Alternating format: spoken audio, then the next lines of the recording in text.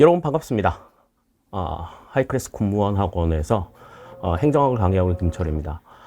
2022년도 7급 군무원 시험 문제 해설을 위해서 여러분들 앞에 섰습니다. 7급 행정학은 뭐 좀 해설을 하는 경우들이 좀 드물죠. 그런데 뭐 전문 학원의 위상을 그대로 살리기 위해서 행정학 7급 문제도 해설을 진행을 해 드릴게요. 전체적으로 문제 상당히 평이했습니다. 좀 쉽게, 좀 심하게 설명하면 9급 문제와 7급 문제가 뒤바뀐 게 아닌가 싶을 정도로, 9급 유형의 문제들이 상당히 많이 출제가 된 게 또, 이번 그 7급 문제의 특징이라고 볼 수가 있어요.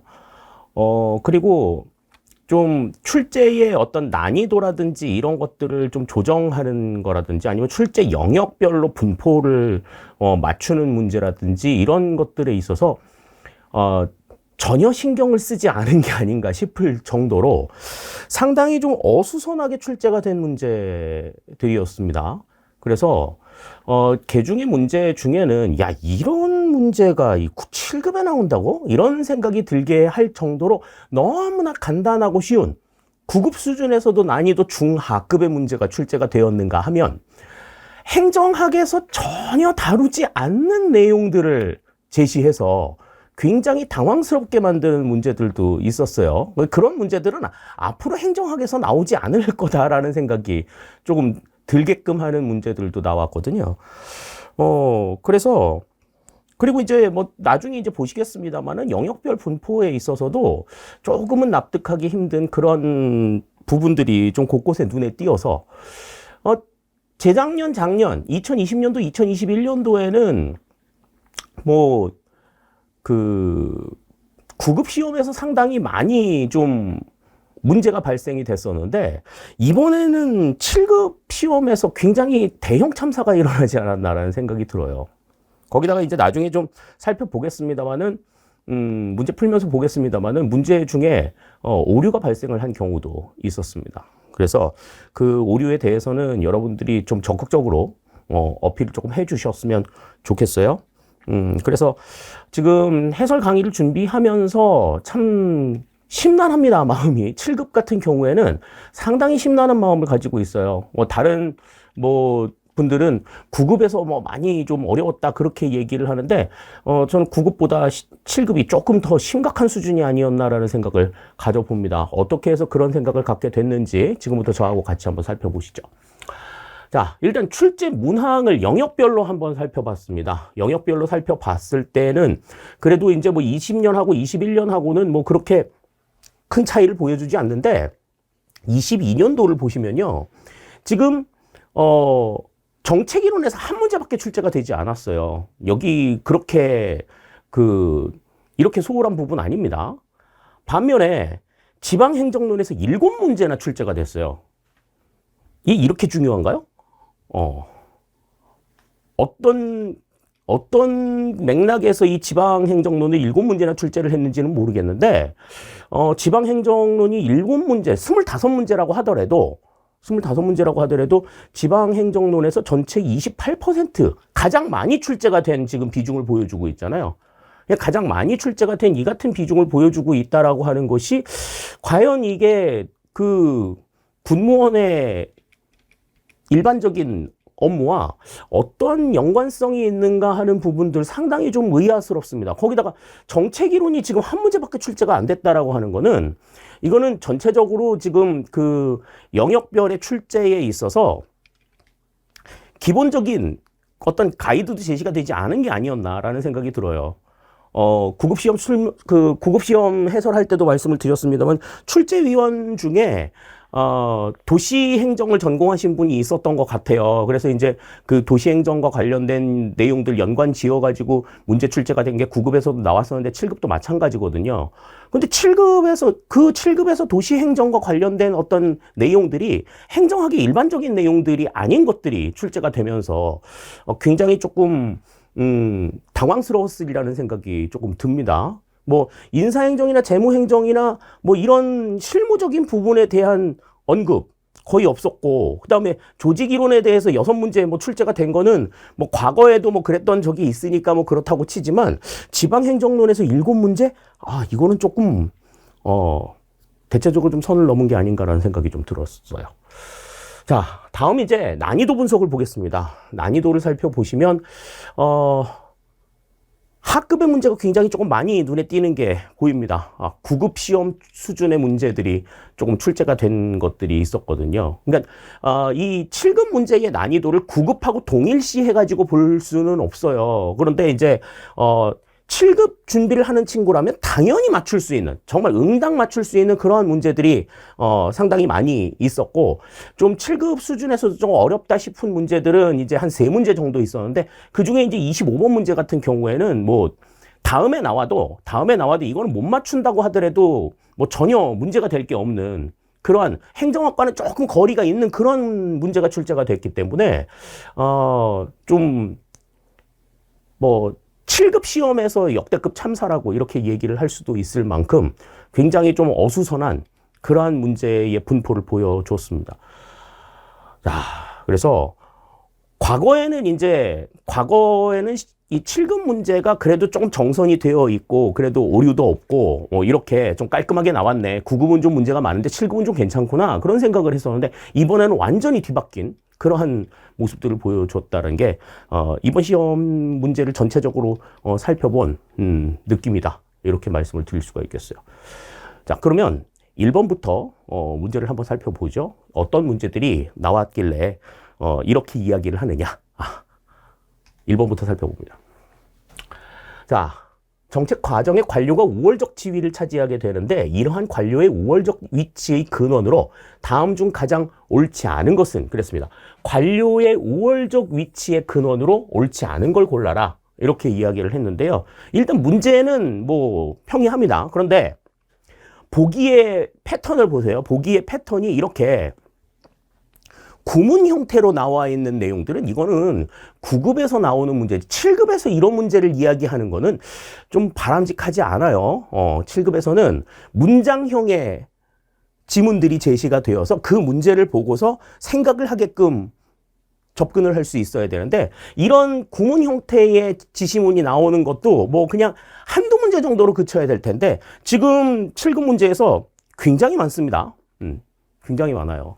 그래서 이거 9급 문제랑 7급 문제랑 문제 원본을 바꾼 거 아닌가, 이런 혼동까지도 가져왔거든요. 자, 뭐 어떻게 됐든 문제 보겠습니다. 자, 1번.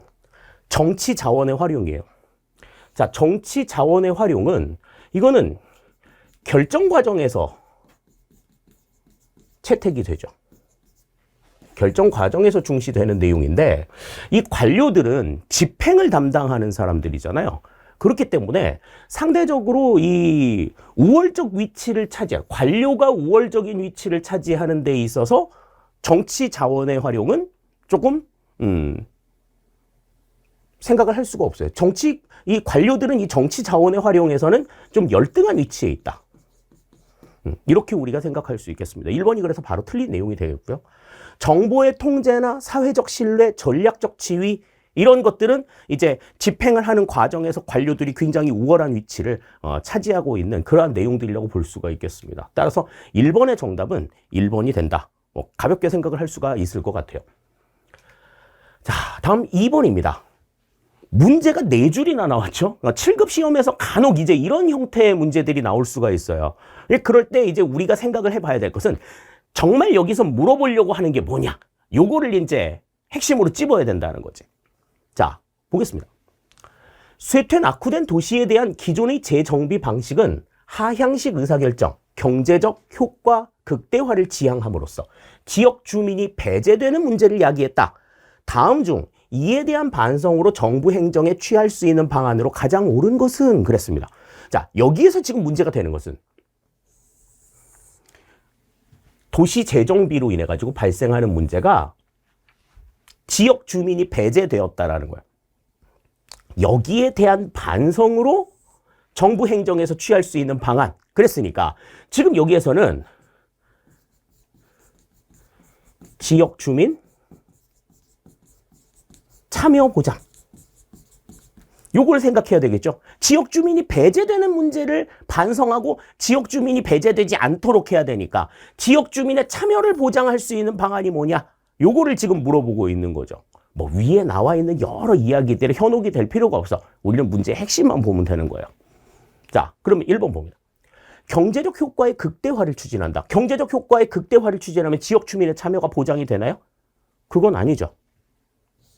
다음, 하향식 의사결정을 사용한다. 하향식 의사결정이라고 하는 건 결정자의 의견을 그냥 밑으로 내려 꽂는, 그래서 아래에 있는 일선에 있는 사람들은 그대로 그냥 그 내용들을 지켜나가기만 하는 이런 모습이잖아요. 그러니까 이것도 지역 주민의 참여를 담보한다고 보기는 어렵죠. 다음 3번. 지역 공동체 복원을 통해 지역 거버넌스를 구축한다. 지역 거버넌스를 구축하면 어떻게 될 수 있어? 지역 주민의 참여가 여러 가지로 보장이 될 수가 있죠. 그러니까 지역 주민, 지역의 여러 가지 그 정치 참여 주체들을 만들어서 그들로 하여금 지역 주민들이 참여할 수 있는 여지들을 만들어주게 되면 지역 주민이 배제되는 문제 해결을 할 수가 있다. 3번은 맞는 이야기고요. 다음, 지속적으로 기존의 재개발 사업을 추진한다. 이 기존의 재개발 사업을 추진하게 되면 지역 주민의 참여가 보장되느냐? 그렇지 않다라는 거지. 따라서 2번의 정답은 3번이 된다. 이렇게 볼 수가 있겠습니다. 그러니까 지금 2번 문제 같은 경우에도 문제에서 물어보는 것이 무엇이냐? 어떤 방안을 물어보는 거예요. 그러니까 이거는 그냥 지역 주민 참여 보장 방안으로 옳지 않은, 옳은 것은 이렇게 지금 물어본 거예요. 그러니까 각각의 이 내용들, 이걸 하면 지역 주민 참여가 보장이 되는지 이거를 연계해서 살펴봤으면 정답이 3번이라는 건 뭐 어렵지 않게 찾아볼 수 있었을 그런 내용이라고 볼 수가 있겠습니다. 2번의 정답 3번이 되겠어요. 자, 다음 3번입니다.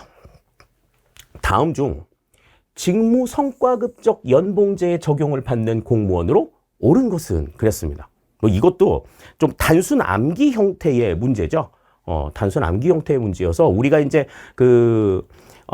보수에 대한 이야기들을 할 때 직무 성과급, 직무급에 적용을 받는 대상은 고위 공무원단이라고 얘기를 했어요.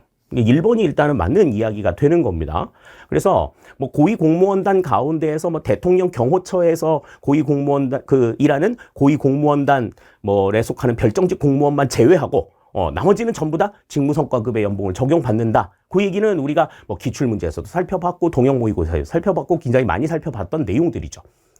자, 그럼 1급에서 5급까지의 공무원, 5급 이상의 공무원은 성과급 연봉제를 적용받습니다.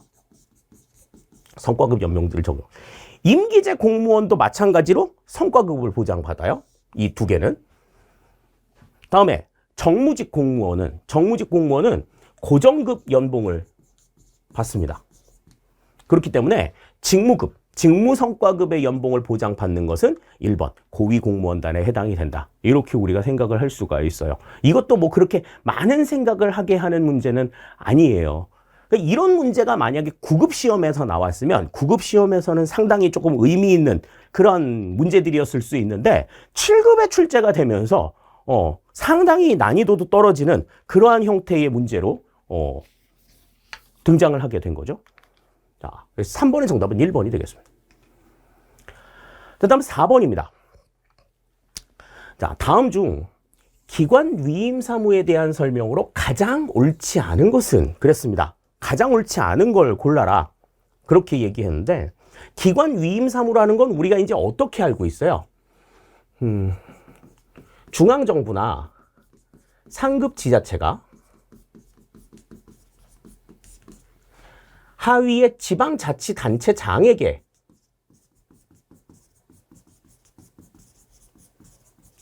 시키는 일이죠. 그래서 내용 설명할 때 말씀드렸습니다마는 이 중앙정부나 상급 지자체장이 하급의 지방자치단체장에게 심부름을 시키는 거다. 그렇게 말씀을 드렸어요. 그래서 여기에서의 예산은 100% 위임기관이 부담한다. 위임기관이 예산을 부담하기 때문에 여기에서는 지방정부의 관여가, 지방의회의 관여가 있을 수 없다. 그렇게 말씀드렸고, 다음에 기관 위임 사무 같은 경우에는 합법성과 한 목적성. 여기에 예방 차원의 교정까지 중앙정부에서 통제를 할 수 있다라고 말씀을 드렸죠. 기관 위임 사무에 대해서는 이게 전부다 이렇게 우리가 생각을 할 수 있습니다. 거기에 대한 설명으로 가장 옳지 않은 걸 골라라 그렇게 얘기를 했는데, 자 1번 원칙적으로 국가가 경비를 전액 부담한다. 그렇죠. 위임기관 일을 시키는 곳에서 비용을 전액 부담하는 거니까 1번 맞는 이야기가 됩니다. 다음 2번 지방자치단체의 장은 국가 기관적 지위를 갖는다. 그러니까 중앙정부에서 만약에 일을 시켰어, 심부름을 시켰어 이 사람한테. 이 사람이 일은 하지만 이 사람의 일을 대신하는 거잖아요. 그러니까 이 사람으로 빙의 돼가지고 일하는 거야. 중앙정부로 빙의 돼가지고 지방자치단체장이 일을 하는 거야. 그러니까 국가 기관적 지위를 갖는다고 볼 수가 있어요. 일부 맞는 이야기입니다. 다음 3번 지방의회는 사업 수행에 필요한 경비 부담에 한해 관여한다. 사업 수행에 필요한 경비 부담에 한해서 관여한다. 전체적으로 100%로 위임기관이 부담을 하고 지방의회가 관여하는 게 없잖아요. 이거는 맞지가 않는 거지. 다음 4번 원칙적으로 중앙정부의 소송이 허용이 된다 그랬습니다. 만약에 이 기관 위임 사무를 지방자치단체장에게 시켰는데 지방자치단체장이 이 일을 안 해. 시행을 안 한다고. 그러면 뭐 다른 그냥 지방자치단체에서 뭐 이렇게 하는 경우는 모르겠어요. 중앙정부 같은 경우에는 일단은 국가소송을 합니다. 국가소송을 해가지고 소송의 결과가 나와서 너 이 일 왜 안 하냐 해라. 판결이 나오게 되면 그 판결 근거를 가지고서 다시 명령을 내리는 거죠. 그럼에도 안 하면 이제 어떻게 해야 되는 거야? 대집행을 시행한다. 이렇게 볼 수 있습니다. 그 원래 원칙적으로 중앙정부의 소송이 허용이 됩니다. 네. 따라서 지금 여기서 4번에서는 정답이 3번이 정답이 된다. 이렇게 볼 수가 있어요. 근데 지금 국방부에서 지금 정답 가안으로 내놓은 것은 이제 4번인데 왜 4번인지에 대해서는 이유 설명이 조금 필요할 것 같습니다. 4번의 정답은 3번이 맞다. 이렇게 우리가 생각할 수 있겠어요. 자, 다음 5번입니다. 다음 중 공공서비스의 공급과 생산에 대한 설명으로 가장 옳지 않은 것은 그랬습니다. 공공서비스의 공급과 생산에 대한 내용이라고 이야기를 했으면은 민영화, 민간 위탁, 책임 경영, 일반 행정 뭐 이런 것들이 나와야 되는데 지금 보기에 나와 있는 내용들은 뭐 뒤섞여 있죠. 자, 1번부터 봅니다. 면허는 서비스 제공자들 사이에 경쟁이 미약하면 이용자의 비용 부담이 과중하게 되는 부정적 효과가 발생한다. 그랬는데 면허는 뭐예요? 그 일정한 자격 요건을 갖춘 민간에게 공공 서비스를 공급할 수 있는 자격을 부여하는 게 면허죠. 그러니까 이 서비스 제공자들이 많아지게 되면 서로 경쟁이 붙어가지고 이용자들의 부담이 줄어들 수 있단 말이지. 그런데 제공자들 사이에 경쟁이 미약하게 되면, 다시 말해서 공급자가 별로 없어. 공급자가 별로 없으면 어떻게 되는 거예요? 이용자들에게 이용자가 그러니까 경쟁이 발생하지 않으니까 가격이 낮아질 이유가 없겠지. 가격이 계속해서 높은 수준으로 유지가 되면서 이용자들의 비용 부담이 과중하게 이루어질 수 있는 그러한 효과들이 발생할 수 있다. 맞는 이야기입니다. 그러니까 여기서 말하는 경쟁이 미약하다라고 하는 얘기는 무슨 얘기야? 공급자 수가 적다는 거죠. 공급자 수가 많으면 서로 경쟁이 붙어가지고 막 이렇게 가격이 좀 떨어질 텐데 공급자 수가 적으니까 그런 것들이 발생하기가 어렵다라는 거죠. 자, 다음 2번. 바우처는 관료와 서비스 제공자 간의 유착을 근절하여 부정부패를 막을 수 있다. 그런데 바우처라고 하는 건 서비스 이용권을 제공하는 거죠. 서비스 이용권을 줘가지고 그 서비스를 이용하도록 하고 그 다음에 공급자들이 그 바우처를 바탕으로 해서 정부에서 이제 돈을 받는 건데 이 관료와 서비스 제공자 간의 관계를 보면 일단은 서비스 이용권을 줬으니까 뭐 경쟁을 해가지고 뭐 돈을 번다든지 이런 게 아니고 그냥 그 준 만큼의 내용들을 회수해 나오는 상황들이니까 서비스 제공자와 관료들 사이에 유착이 발생할 가능성이 높습니다. 유착을 근절하지 못해요. 오히려 이 같은 유착이 발생이 되어서 유발이 되어서 부정부패가 유발이 될 수 있어.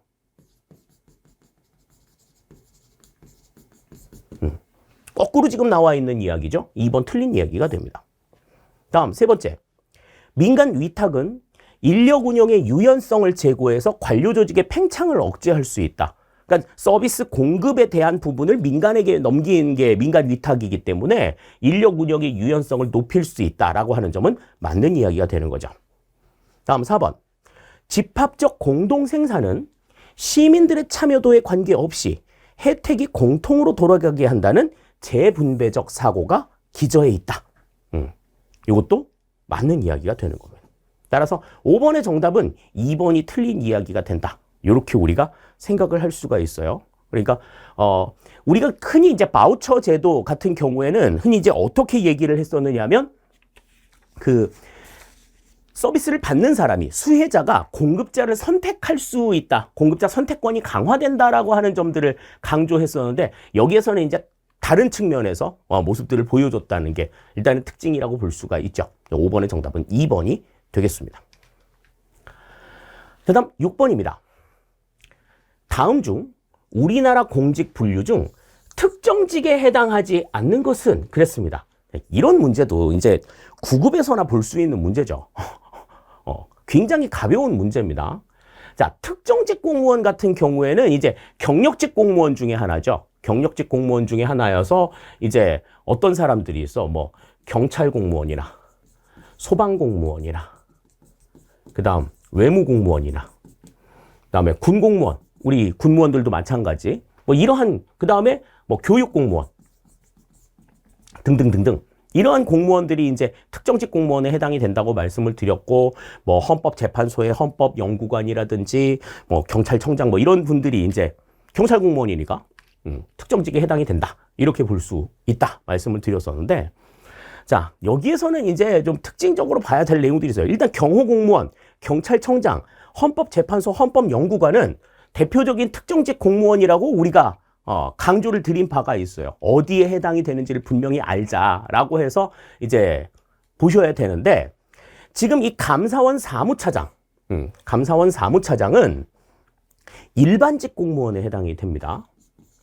과거에 이 감사원 사무차장이 별정직 공무원이었는데, 이제 별정직 공무원을 일반직 공무원으로 전환하는, 일부 별정직 공무원을 일반직 공무원으로 전환을 하는 과정에서 일반직 공무원으로 이제 변환이 됐어요. 그래서 지금은 이 감사원 사무차장은 일반직 공무원에 해당이 된다.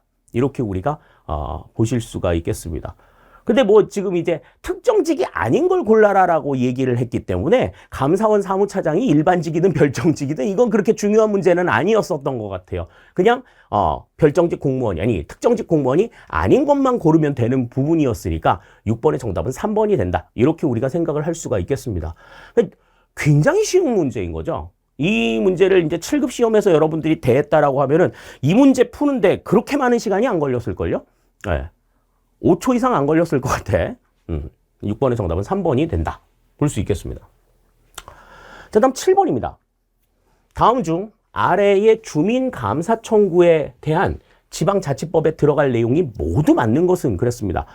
이 주민감사 청구와 관련된, 주민 참여와 관련된 내용들에 대해서는 지방자치법에 대한 내용들 설명을 드리면서도 상당히 많이 설명을 드렸었고, 우리가 교재에서 이제 설명을 드린 바도 상당히 많이 있기 때문에 이 부분들에 대해서는 좀 여러분들이 어렵지 않게 푸셨을 것 같아요. 일단은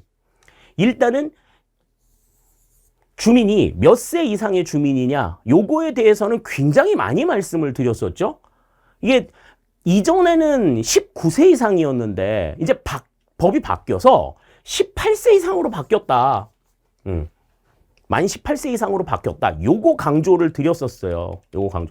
그래서 지금 현재는 이 주민 소환제도 이외에는 주민 소환제도 말고는 전부 다 지금 만 18세 이상이다. 이렇게 바뀌어 있다. 주민 소환제도도 곧 바뀔 것 같다. 그렇게 말씀을 드렸었잖아요. 그러니까 일단은 18세 이상이어야지 맞습니다. 그러니까 지금 보기 중에서 지금 19세라고 해놓은 것들은 전부 다 날려야 돼. 전부 다 날려야 되고. 자, 다음 각 호의 어느 하나에 해당하는 사람은 시도는 다음 인구 50만 이상의 대도시, 그 다음에 시군 및 자치구, 이렇게 이제 셋을 지금 기록해 놓고 있는 거죠. 자, 시도는 그때 이제 500명, 300명, 200명이라고 이전에 법에선 나와 있었는데 바뀐 법이 바뀌어서 300명, 200명, 150명이다. 이렇게 바뀌었다라고 강조 드렸었죠. 뭐 우리 그때 뭐 교재에서 오타도 나고 막 그래가지고 막 이제 그때 굉장히 자세하게 설명을 드렸었는데 300명, 200명, 150명으로 바뀌었다. 그래서 그 이내에서 그 지방자치단체 조례로 정하는 수 이상의 주민이 연대 서명하여 그 지방자치단체와 그 장의 권한은 사무의 처리가 법령에 위반되거나 공익을 현저히 해친다고 인정되면 시도의 경우에는 누구에게? 시군 및 자치구에는 누구에게? 그러니까 시도는 광역자치단체니까 중앙정부에다 이야기하는 게 맞고, 시군 및 자치구는 기초자치단체니까 광역자치단체장한테 이야기하는 게 맞죠. 그래서 시도의 경우에는 주무부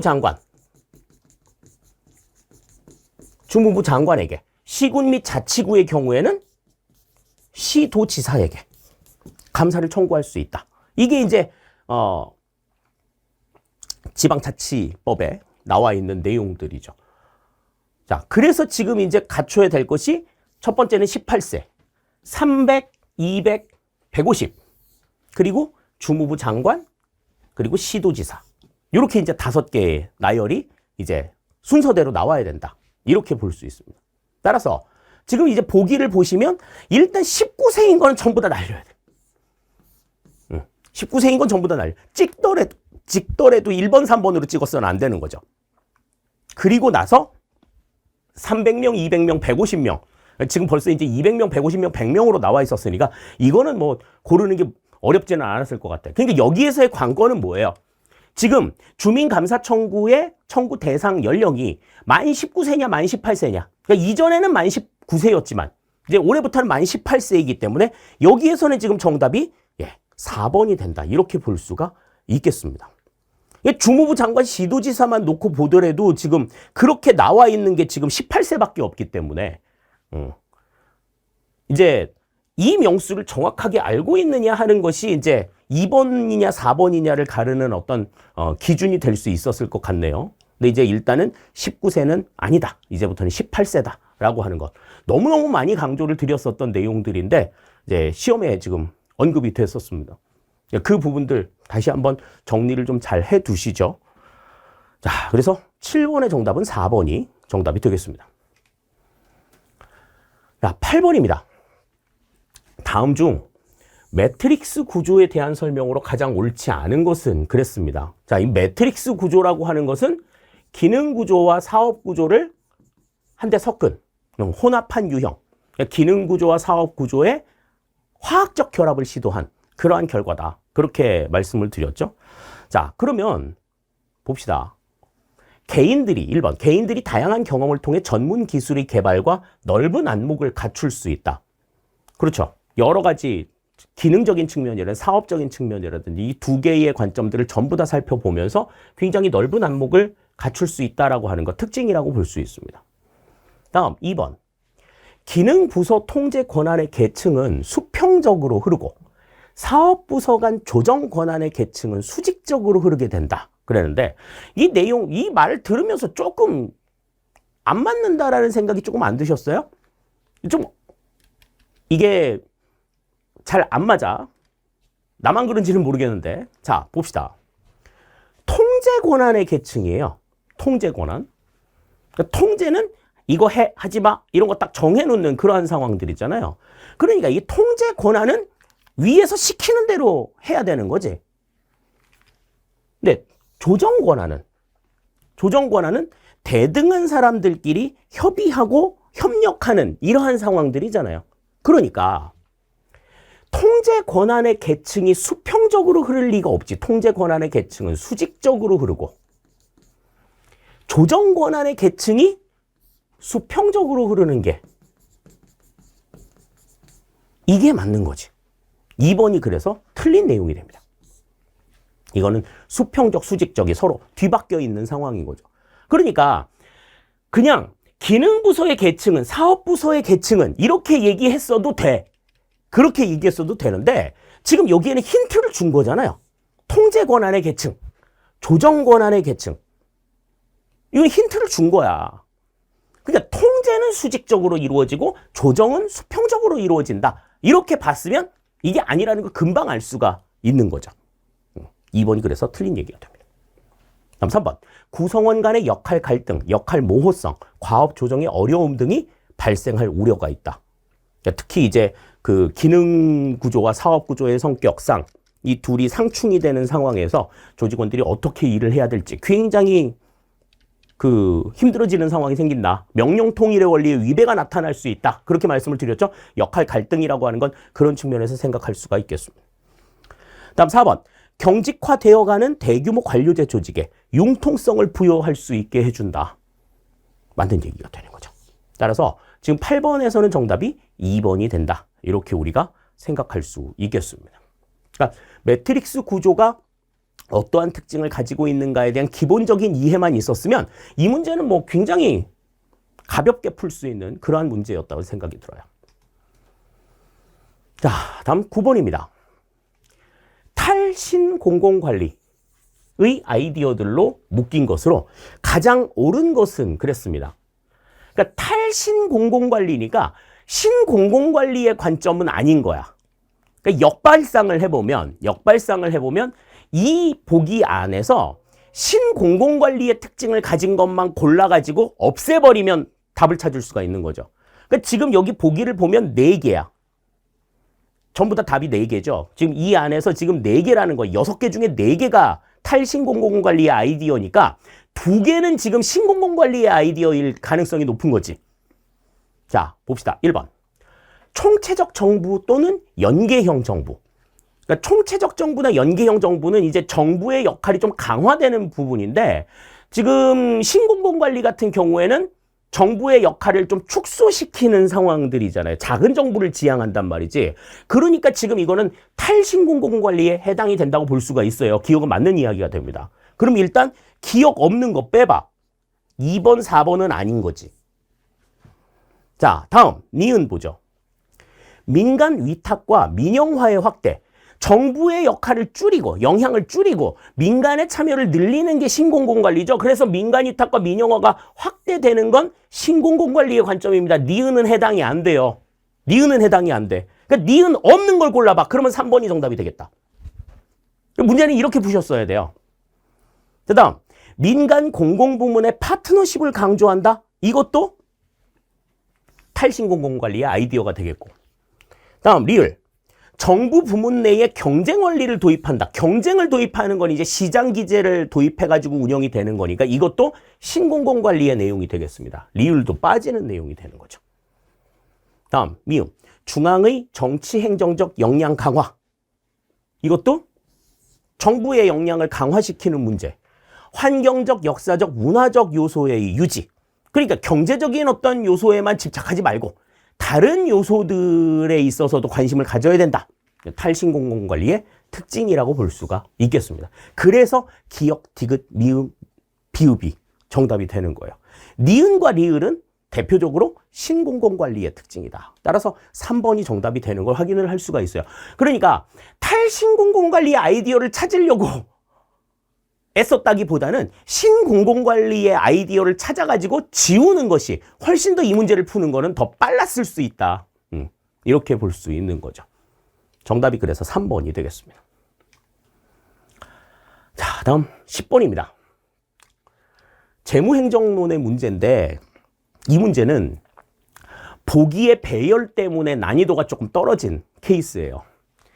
예산 이론에 대한 설명 중 가장 옳지 않은 것은 그랬습니다. 자, 1번 보시죠.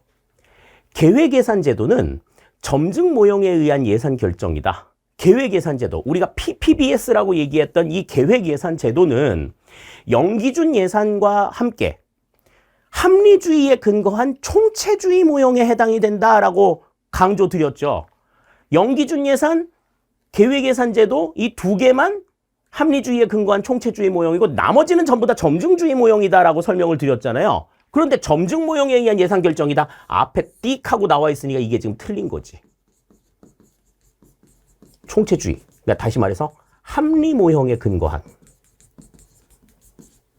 예산 결정이다. 이렇게 봐야 맞는 거죠. 1번이 그래서 바로 틀린 얘기가 됩니다. 다음 2번. 총체주의는 자원 배분의 최적화를 통한 사회 후생의 극대화를 추구한다. 맞는 얘기고. 합리 모형은 예산을 탄력적으로 활용하여 경기 변동에 대응하는 재정 정책적 기능을 수행한다. 점증 모형은 정치적 협상과 타협 등 정치적 합리성을 중시한다. 다 맞는 이야기가 되는 거죠. 그래서 계획예산제도 같은 경우에는 이거는 뭐 빼박이죠. 빼박. 점증 모형하고는 일체 상관이 없는 그러한 내용이다. 그렇기 때문에 10번의 정답은 1번이 된다. 이렇게 우리가 생각을 할 수 있겠습니다. 자, 다음 11번입니다. 스와트 분석을 기초로 한 전략에서 방향 전환 전략으로 가장 옳은 것은 그랬습니다. 이 스와트 분석 같은 경우에는 이제 조직의 내외부의 환경을 종합적으로 파악해서 그 내외부 환경에 대한 전략들을 도출해내는 것을 내용으로 하고 있는 부분들이죠. 근데 이제 단순하게 그 스와트 분석에 대한 이야기만 물어봤다면 모르겠는데 이 스와트 분석을 통해서 나타나는 전략들을 강조했단 말이지. 그래서 우리 그때 이제 그 스와트 분석에 대해서 이야기할 때 이렇게 말씀드렸었던 것 같아요. 이게 그 내부의 상황과 외부의 상황을 다 도출을 해서 지금 강점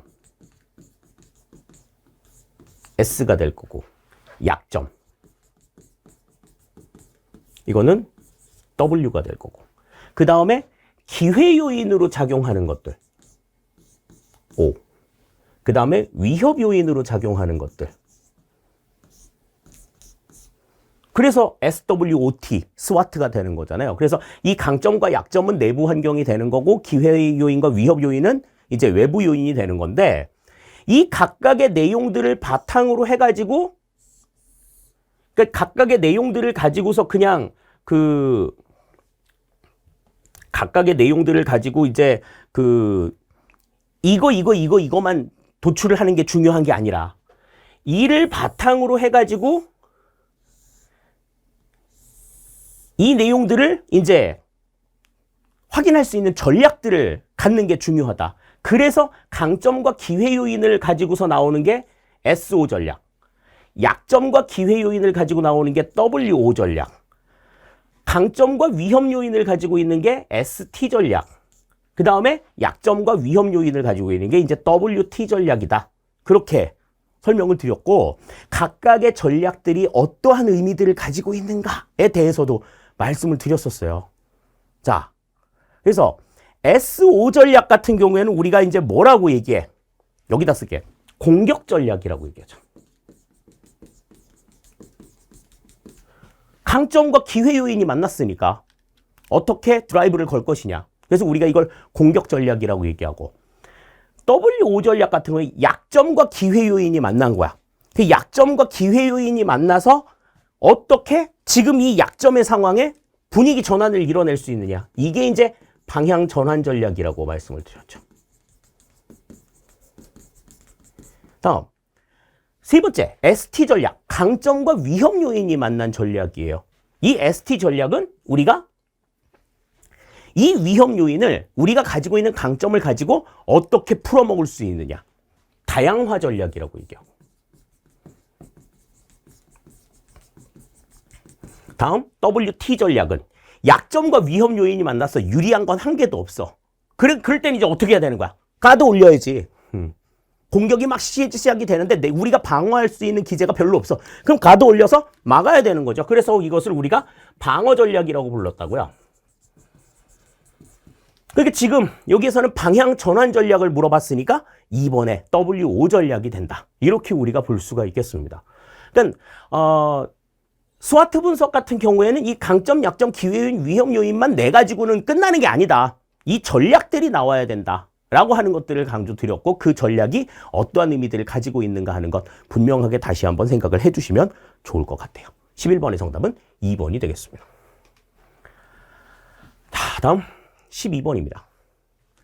다음 중 조직의 성과 관리에 대한 설명으로 가장 옳지 않은 것은 그랬습니다. 뭐 성과 관리에 대한 내용들 뭐 여러 가지 얘기들이 나오는데 목표 관리제와 성과 관리제 뭐 지금 두 가지의 얘기를 가지고 보기가 지금 나왔어요. 1번 봅니다. 목표 관리제는 성과에 대한 지나친 몰입으로 너무 쉬운 목표를 채택하거나 중요하지 않은 목표를 채택하도록 유도할 수 있다. 목표 관리제가 가지고 있는 문제점이죠. 지나치게 목표를 낮게 잡는 거야. 목표만 달성하면 되니까. 그러니까 왜 북한이라든지 이런 공산주의 국가들이 뭐 생산량을 높이기 위해서 목표량을 설정할 때 일하는 사람들은 목표량을 낮게 잡으려고 애쓴단 말이지. 그래야 자비판 같은 거 안 받으니까. 1번 맞는 이야기입니다. 다음 2번. 성과관리제는 평가 대상자 간의 과열 경쟁과 다른 부서 및 개인과의 협력적 활동에 대한 부정적 태도가 강화됨으로써 조직 전반의 성과 수준이 저하될 수 있다. 그렇죠. 개인의 성과에 집착한다든지 부서의 성과에만 집착하는 이 같은 문제들이 발생하기 때문에 전반적인 화합이 일어나기가 어렵다라고 하는 게 문제점이죠. 2번도 맞는 이야기입니다. 다음 3번. 목표관리제는 개인 목표와 조직 목표의 통합을 촉진해 목표 달성에 유리하게 조직 구조를 재구조화할 수 있다. 그래서 그 여러 가지 전략들 있잖아요. 교화 전략, 포용 전략, 여러 가지 전략들을 통해서 개인 목표와 조직 목표를 어떻게 조화시킬 거냐. 여기에 대한 방안들도 말씀을 드렸었잖아요. 3번도 맞는 이야기가 됩니다. 자, 그럼 4번이 틀린 건데 성과관리제는 행정조직의 성과평가 과정에서 즉각적인 환류가 용이하다. 즉각적인 환류라는 건 뭐야? 문제점이 지적이 되면 그 지적을 받자마자 바로 조정이 가능하다. 바로 교정이 가능하다. 근데 이 성과관리는 그렇지가 않아. 행정조직의 성과평가 과정에서 즉각적인 환류는 발생할 수가 없어. 왜? 작년의 성과, 올해 성과가 이렇게 별로 안 좋네. 다음에 성과가 만회가 되었는지 안 됐는지를 알려고 하면 어떻게 해야 돼요? 1년 뒤에 다시 성과평가를 해야 되지. 그러니까 이게 즉각적인 환류를 기대하기는 어려운 거야. 그 결과가 어떻게 바뀌었는가 이거를 살펴보려고 하면 굉장히 오랜 시간이 걸리는 거죠. 그러니까 즉각적인 환류가 용이한 것이 아니라 곤란하다. 이렇게 봐야지 맞는 이야기가 되는 거죠. 따라서 12번의 정답은 4번이 된다. 이렇게 볼 수가 있겠습니다. 자, 다음 13번입니다. 다음 중 홉스테드가 비교한 문화의 비교 차원과 가장 옳지 않은 것은 그랬습니다. 이 홉스테드의 문화 차원, 조직 문화 차원에 대한 내용은 우리가 심화 이론에서 설명을 드리면서 이거는 우리 조직 문화, 우리나라의 조직 문화를 설명하는데 가장 좀 적합한 그러한 지표가 된다. 그래서 홉스테드의 문화 차원은 굉장히 좀 중요하다라고 강조를 드렸었는데 지금 그 홉스테드가 강조하는 문화의 비교 차원에는 뭐가 있었어요? 일단 첫 번째, 권력 거리가 있었죠. 권력 거리가 가까우냐, 강하냐, 약하냐. 다음 두 번째, 남성성과 여성성이 있었죠. 남성성이 강하냐, 여성성이 강하냐. 다음에 이제 세 번째로 얘기하는 것이 개인주의와 우리 교재에서는 이제 집산주의라고 이야기했죠. 개인주의와 집산주의. 그러니까 개인을 강조하는지 공동체를 강조하는지 이걸 이제 보는 내용이고 다음에 불확실성의 회피 정도가 강하냐 약하냐. 불확실성 회피 정도가 강하다라고 하면 그냥 되게 안정적인 상황을 추구하는 거고 불확실성 회피 정도가 약하다라고 하면 이제 모험을 추구하는 이러한 경향들을 보인다. 이렇게 볼 수가 있죠. 다음에 이제 마지막으로 장기 성향과 단기 성향을 강조합니다. 상황을 길게 보고서 큰 그림을 그리는 건지 아니면 그때그때의 상황을 맞추는 데에만 급급한 건지 이 5가지의 유형을 가지고서 이제 각각의 국가들을 비교했었는데 홉스테드는 자 그러면 이제 이 내용에 들어가지 않는 걸 고르라는 거죠. 1번 불확실성의 회피 들어갑니다. 다음 2번 보편주의 대 특수주의. 보편주의 대 특수주의는 홉스테드의 문화 차원이 아니라 트롬페나르의 문화 차원에서 우리가 봤던 내용이에요. 트롬페나르의 문화 차원. 다음에 개인주의 대 집단주의. 장기 성향 대 단기 성향. 전부 다 홉스테드가 비교한 내용이죠. 근데 이제 이번의 내용만 트롬페나르의 문화 차원에 들어가는 내용이다. 트롬페나르의 문화 차원도 그렇고 홉스테드의 문화 차원도 그렇고 우리가 심화 내용에서 조직 문화를 이야기하면서 얘기를 했기 때문에 지금 이 부분에 대해서는 뭐 어렵지 않게 보실 수가 있었을 거예요. 뭐 우리나라가 어떤 성향을 가지고 있느냐 뭐 이런 것들을 물어본 것도 아니고 단순하게 그냥 홉스테드가 어떠한 요소들을 가지고 있었느냐 이것만 물어본 내용이기 때문에 이런 문제 같은 경우에도 뭐 9급에서 그냥 출제가 되어서 나왔어도 전혀 손색이 없는 그런 문제라고 볼 수가 있겠습니다. 13번의 정답 2번이 되겠어요. 자, 다음 14번입니다. 다음 중 신중앙 집권화와 관련된 특징에 대한 설명으로 가장 옳지 않은 것은 그랬습니다. 자, 그러면 이거는 이제 신중앙 집권화가 어떠한 의미를 가지고 있는 건지를 알아야 되겠지. 자, 이거는 지방 분권을 전제로 해서 지방 분권 상태에서 중앙정부의 의존이 강해지는 거야.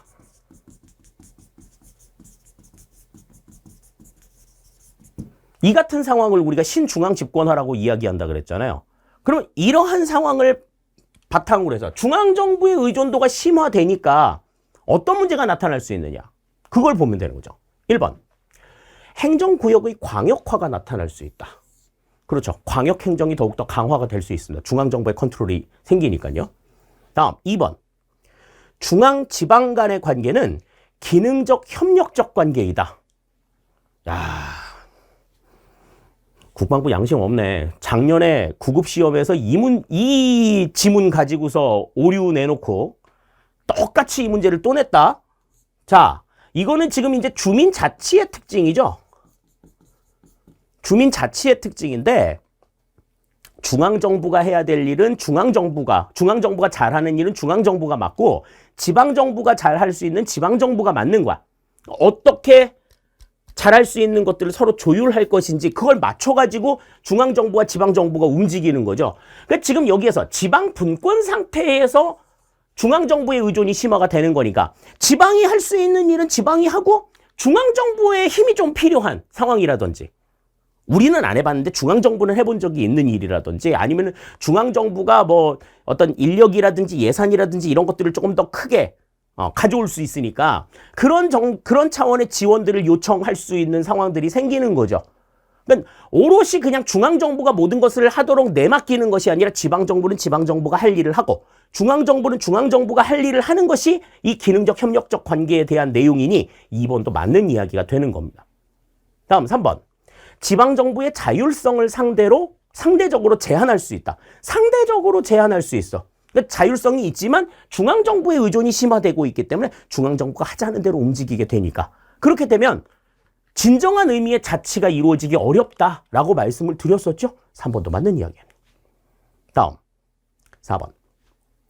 세계화와 신자유주의가 신중앙 집권화를 촉진하였다 그랬는데 지금 여기 나와 있는 이 세계화와 신자유주의는 뭐예요? 대표적으로 신지방 분권화를 촉진시킨 내용이다. 이거는 신중앙 집권, 신지방 분권 이야기하면서 분명하게 언급을 드렸던 내용이죠. 그렇기 때문에 여기서는 4번이 틀린 내용이 된다. 이렇게 볼 수가 있겠습니다. 그러니까 신중앙 집권, 신지방 분권이 무엇을 의미하는 거다라고 하는 걸 분명하게 알았으면 이 문제에서 답을 내는 건 그렇게 어려운 일이 아니었다라고 하는 거죠. 그래서 그때 지방행정에 대해서 이야기를 할 때도 중앙집권과 지방분권의 내용은 너무 쉬운 내용이기 때문에 시험 문제 잘 안 나올 거야. 시험 문제 나올 거는 신중앙집권, 신지방분권이라고 말씀을 드렸잖아요. 그러니까 그 맥락에서 생각을 해보시면 충분하게 답을 찾으실 수가 있었을 것 같습니다. 14번의 정답은 4번이 정답이 되겠어요. 자, 다음 15번입니다. 다음 중 신공공관리론에 대한 설명으로 가장 옳지 않은 것은 그랬습니다. 아까 탈신공공관리에 대한 문제를 우리가 봤었잖아요. 근데 이 문제가 지금 또 나왔어. 그러니까 같은 내용이 지금 두 개가 나오는 거예요, 지금 문제가.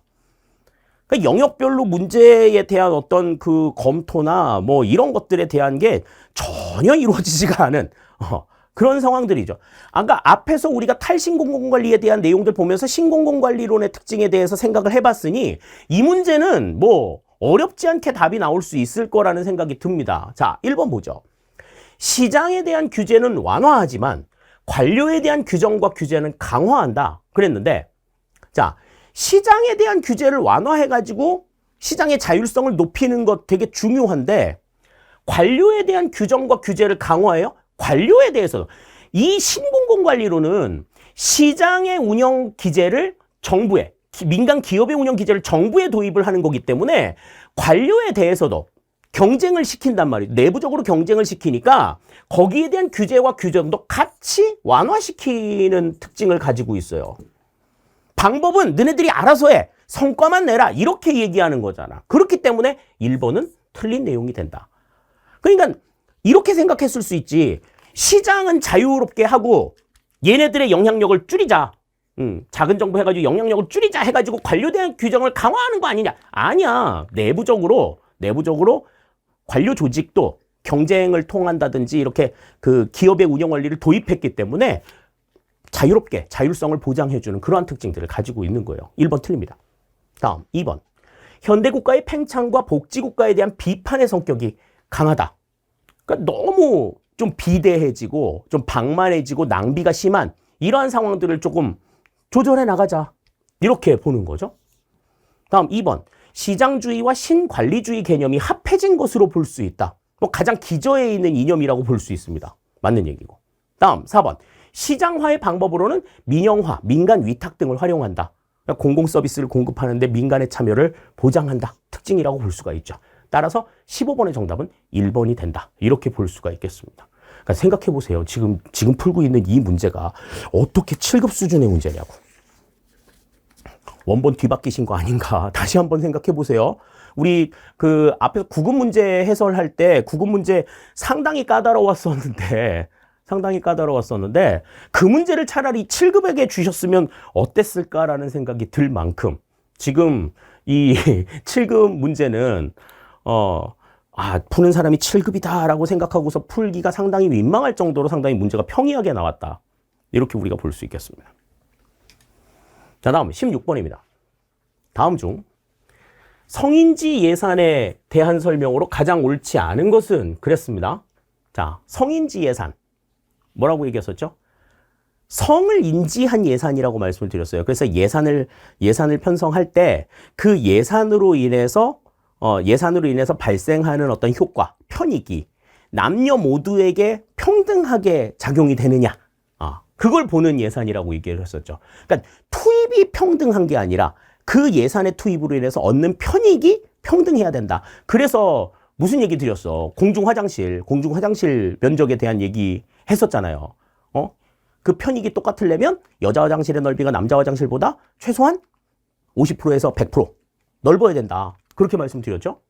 자, 그러면 1번부터 봅니다. 국가재정법에서는 성인지 예산서와 성인지 결산서 작성을 의무화하고 있다. 맞는 얘기예요.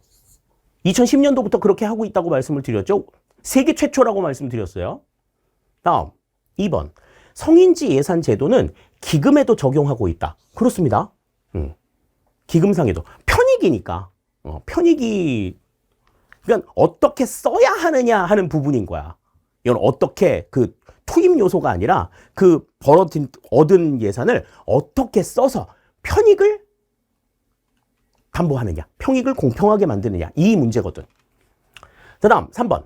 성인지 예산 제도는 성중립적 관점에 기반하고 있다. 그런데 성중립적 관점이라는 건 어떤 거야? 남자와 여자와 관계없이 모두가 똑같은 서비스를 하는 거죠. 그러니까 이 성중립적 관점이라는 거는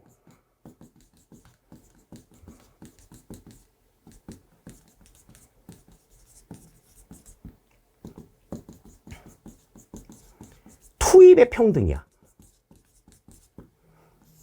투입을 똑같이 하는 거지. 그런데 아까 성인지예산은 뭐라고 말씀드렸어요? 편익이 똑같은 거라고 얘기했잖아요. 그래서 우리는 이것을 성중립적 관점이라고 얘기하지 않고 성평등적 관점이라고 이야기합니다. 성평등적 관점. 그래서 3번 틀린 얘기가 되는 겁니다. 성평등적 관점은 편익의 평등인 거야.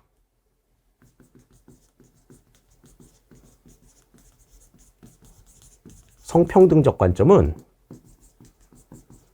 편익의 평등이다. 그래서 성인지 예산에서 강조하는 내용들은 이 투입의 평등이 아니라 편익의 평등이기 때문에 성중립적 관점이라고 보지 않고 성평등적 관점이라고 이야기한다. 이렇게 봐야 되는 거죠. 다음 4번. 세입뿐만 아니라 세출에 대해서도 차별 철폐를 추구한다. 오히려 더 세출에 대해서도 차별 철폐가 이루어져야 성평등적인 관점이 이루어질 수 있는 거잖아요. 따라서 16번의 정답은 3번이 틀린 내용이다. 이렇게 볼 수가 있겠습니다. 자, 다음 17번 볼게요. 다음 중 정부 실패와 관련한 설명으로 가장 옳지 않은 것은 그랬습니다. 그래서 정부 실패와 연관이 되어 있는 공공기관의 어떤 공공 서비스 제공에 수요 공급에 과다 공급, 과소 공급 이런 것들이 이제 정부 실패를 유발한다라고도 이야기를 했었잖아요. 그와 이제 맥락을 가지고 있는 그 내용들이 지금 나왔어. 그래서 이제 이 부분들 같은 경우에는 여러분들이 보실 때 상당히 조금 힘들었을 수 있는데 내용 보겠습니다. 1번. 니스칸에는 관료 조직이 자기 부처의 예산을 극대화하여 권한을 확대하고자 하는 이기적 행위가 있음을 경험적으로 입증하였다. 그러니까 관료들이 자신의 권위를 높이기 위해서 소속 부서의 예산을 극대화한다라고 하는 게 니스카넨의 견해라고 말씀을 드렸죠. 1번 맞는 이야기가 됩니다. 다음 2번. 파킨스는 공무원 규모는 업무량에 상관없이 증가한다고 주장했다. 이게 파킨슨의 법칙이잖아요. 업무량과 무관하게 공무원의 수는 지속적으로 증가한다라고 보는 원칙이 이게 파킨슨의 원칙이다. 그래서 부하 배증의 원칙, 업무 배증의 법칙 이런 것들이 이제 연달아서 나타나는 걸 우리가 생각할 수가 있죠. 2번 맞는 이야기입니다. 다음 3번. 피콕과 와이즈만은 공공지출 과정을 분석하여 공공지출이 불연속적으로 증대되는 과정을 설명하였다. 그 피콕과 와이즈만이 주장했던 게 이제 전위 효과와 대체 효과라는 게 있었죠. 그래서 어떤 전쟁이라든지 이런 질병이 창궐했다든지 이랬을 때에 정부 지출이 막 이렇게 늘어나는 것에 대해서 이 구성원들이 그렇게 크게 생각하지 않는다. 그래 써. 일단은 그 문제를 해결하기 위해서는 예산 쓰자. 이렇게 얘기하고 그렇게 해서 한번 늘어난 지출은 쉽게 줄어들지 않는다. 쉽사리 줄어들지 않는다라는 내용들을 설명한 거야. 그래서 공공지출 과정에서 지출이 불연속적으로 증대해. 연속적으로 증대하는 게 아니라 그런 어떤 질병이라든지 전쟁이라든지 이런 사건들에 의해 가지고 급속하게 증가하는 이 같은 상황들을 설명한 거다. 맞는 이야기죠. 다음 4번. 바그너는 경제성장과 관계없이 국민 총생산에서 공공지출이 높아진다는 공공지출 증가의 법칙을 주장했다. 그랬는데 이 바그너가 주장한 내용들은 뭐였어요? 이 소득 수준이 올라감에 따라서 사람들이 추구하는 원하는 공공서비스의 품질도 높아진다. 그러니까 이 경제 수준이 높아짐에 따라서 공공서비스의 수준도 높아져야 되니까 정부 지출이 어떻게 돼야 된다는 거야? 늘어나야 된다는 걸 얘기하는 거였죠. 그러니까 월급 150만 원 받았을 때는 그냥 월급 받은 날 기분이다 그래가지고 그냥 치킨 사 먹고 끝났었지만 월급 한 300만 원 받는다 그러면은 회도 먹을 수 있고 한정식도 먹을 수 있고 기분 낼 수 있는 방법들이 수준이 높아지는 거잖아요. 그걸 설명하는 게 이제 바그너의 바그너였죠.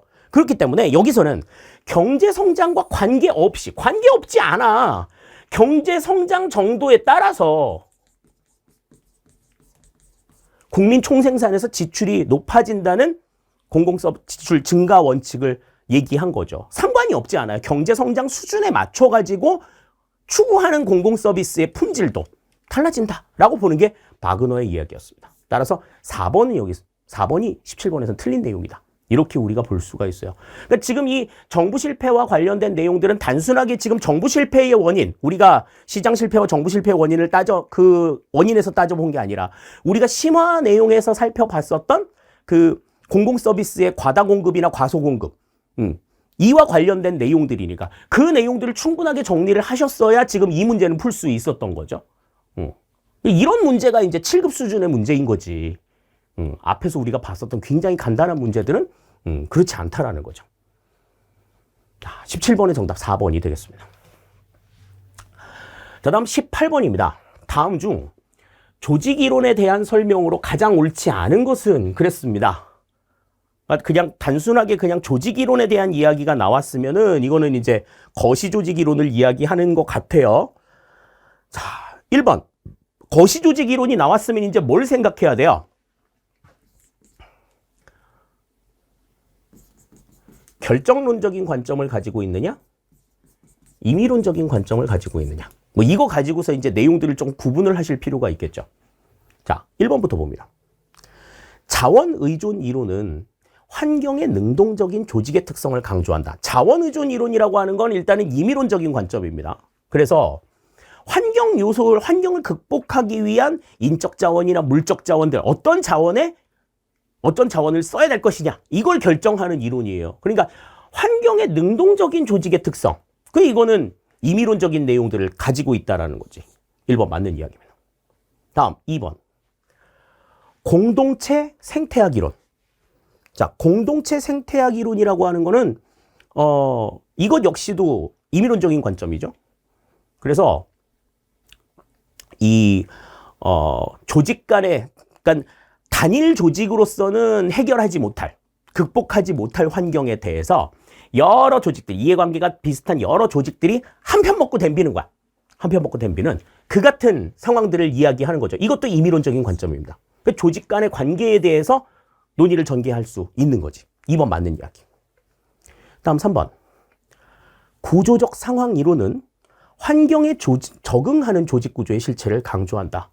그러니까 단일 조직이 결정론적인 관점에서 어떻게 이 환경에 적응할 것이냐, 여기에 대한 대응들을 만들어 나가는 거죠. 이거는 결정론적인 입장에서 맞는 이야기가 됩니다. 다음 4번.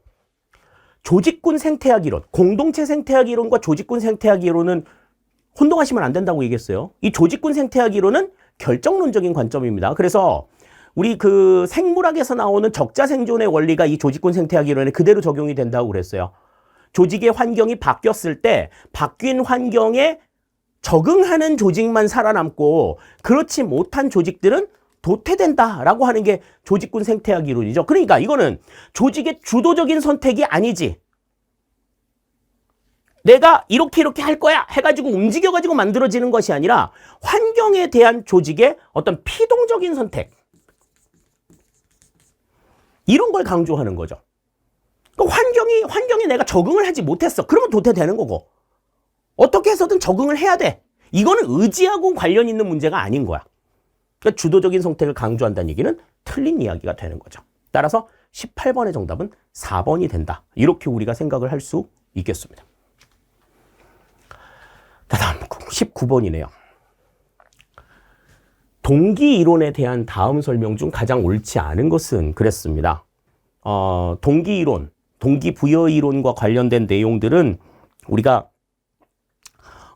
내용 이론과 과정 이론 중심으로 이제 정리를 해 드렸었는데, 자, 그 내용들을 한번 봅시다. 1번.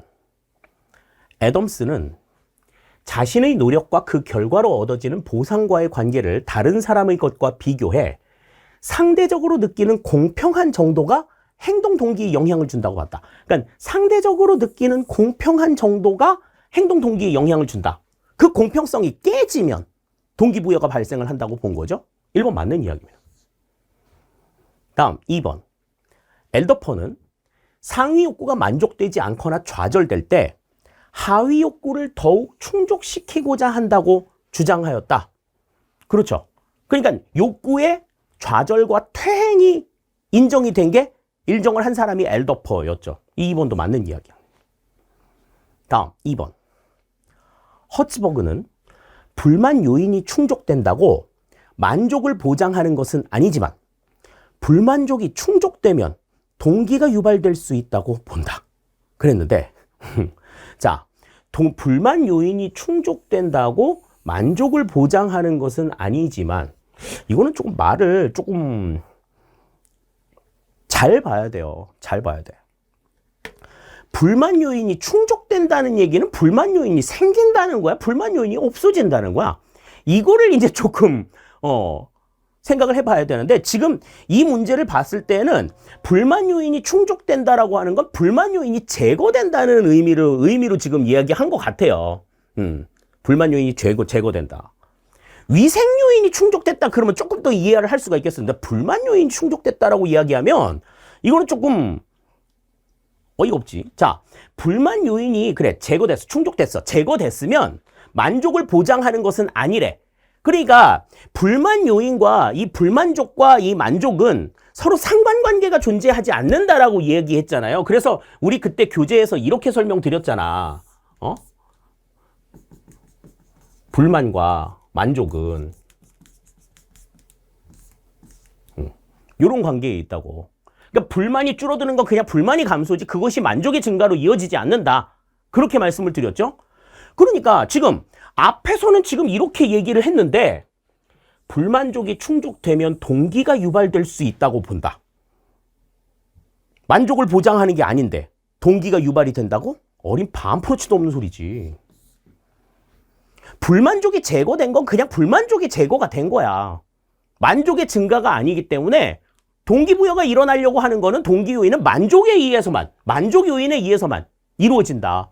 그러니까 불만족이 충족됐다. 그러니까 불만 요소가 제거가 됐다라고 하면 동기가 유발될 그러니까 불만족이 제거가 됐어도 불만족이 충족이 될 수 없는 거. 불만족이 충족이 되면 불만족이 충족이 됐다는 얘기를 그냥 액면 그대로 생각해서 불만이 가득해. 그러면 동기가 유발이 될 수 있겠어? 당연히 없는 거지. 그러니까 동기가 유발이 되는 건 어디까지나 만족 요인에 의해서만 가능하다. 이렇게 우리가 동기 요인에 의해서만 가능하다. 이렇게 봐야 되는 거죠. 3번 그래서 틀린 얘기가 됩니다. 다음 4번.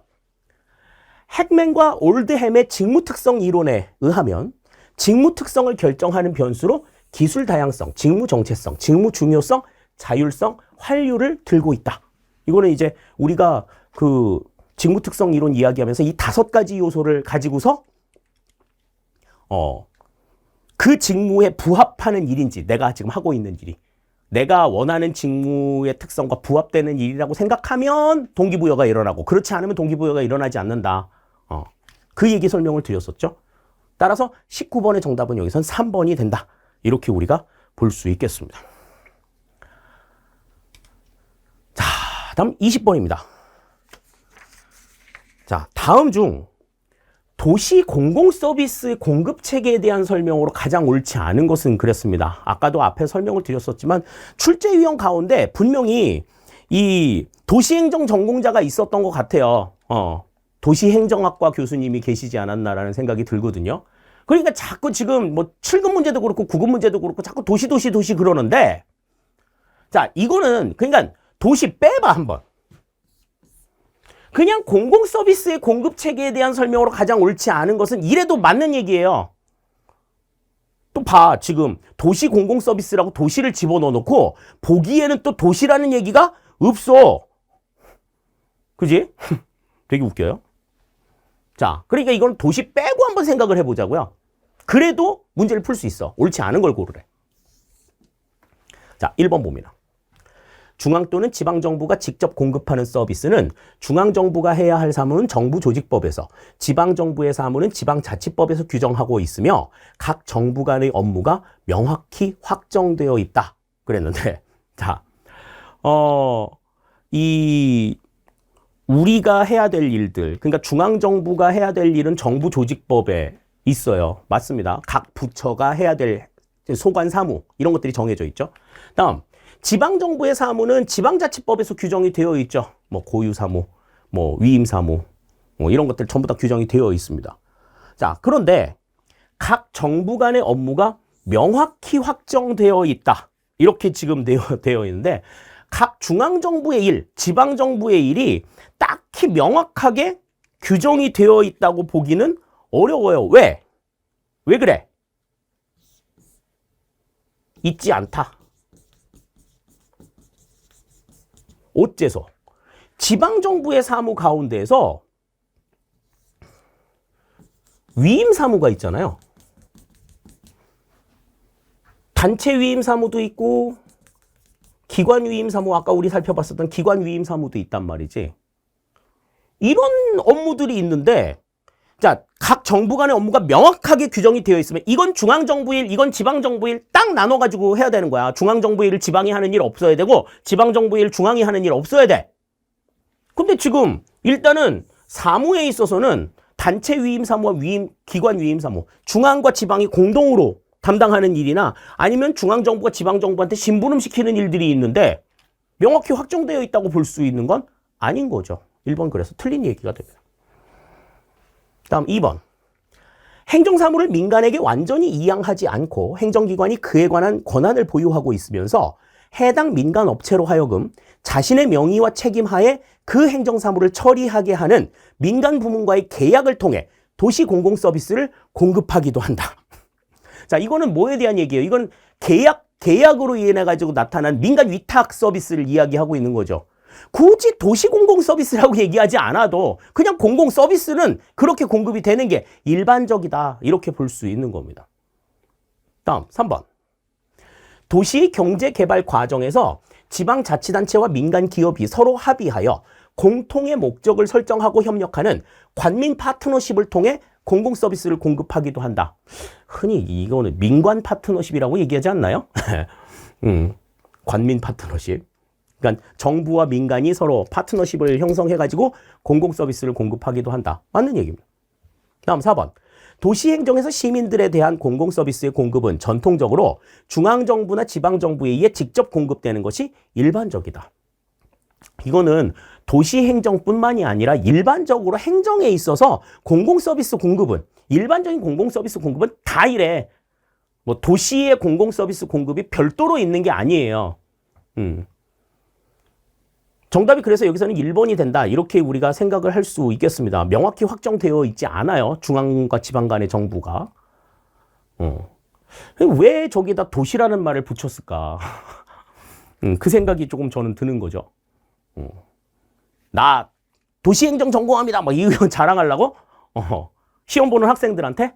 그게 군무원하고 무슨 상관이 있지? 참, 교수님들 좀 정신 차리셔야 돼요. 네. 이런 거 가지고 자랑하실 일이 아니란 말입니다. 문제를 제대로 내셔야지. 군무원하고 도시하고 무슨 상관이 있어. 그러고선 타당성 얘기하고.